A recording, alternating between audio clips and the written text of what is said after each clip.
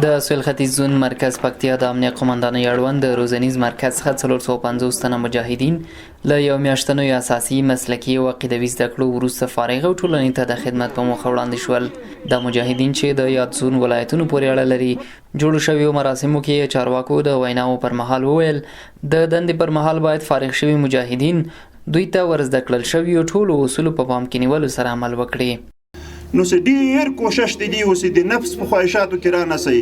دښمن موږ تاسو قسمه دښمن لرو یوازې دښمن سره ته په چکفان کې مجاهد نه مخ کېږي دښمن سره سیاغه مصالح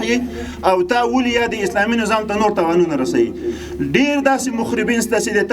عقیده خراب کی ډیر داسې مخربین ستاسو د رشوتول لاره نه تاسو عقیده خراب کی ډیر داسې مخربین ستاسو د نظام پایا او هر څه تاسو است لکه مخکې شیخ محترم هم اشاره وکړه که والی په خپل ولایت کې ناسته که قومندان په خپل دفتر کې ناسته که وزیر په خپل وزارت کې ناسته که امیر المؤمنین شیخ صاحب حفظ الله په خپل ځای کې ناسته د تاسو په ډاډ باندې ناسته چې د ما یتیم دی عزتمن وي د ما کونډه دی عزتمن وي اسلامي نظام دی عزتمن وي افغان می دی عزتمن وي د ټول دنیا مقابله په دغه وخت کې بیا موږ ته اسانه ده ځکه کونډه به وخت ته خدای دې ما ورور زوی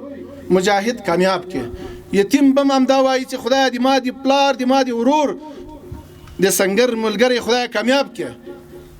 د مسؤلینو په وینا د یو میاشتني زده کړیز پروګرام کې یادو زده کوونکو ته مخابره عملیات موټر چلونه لومړنۍ روغتیایي مرستې عقیدوي درسونه او سواد زده کړې ورکړل شوي دي. ورته مهال د مرکز څخه فارغ شوي مجاهدین خوښ دي او وایي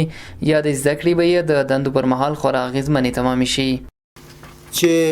په تعداد د 133 تنه مجاهدین د پکتیا ولایت د امنیه قومندانۍ څخه په تعداد د 140 تنه مجاهدین د پکتیکا ولایت د محترم امنیه قومندانۍ څخه په تعداد د 8 تنه مجاهدین د خوست ولایت د امنیه قومندانۍ څخه. د یادولو وړ ده چې د اسلامي امارت واک ته په رسیدو سره د سویل ختیځ زون له روزنیز مرکز څخه 11512 تنه مجاهدین له ورته زده کړو څخه برخمن او ټولنې ته د خدمت په موخه وړاندې شوي دي.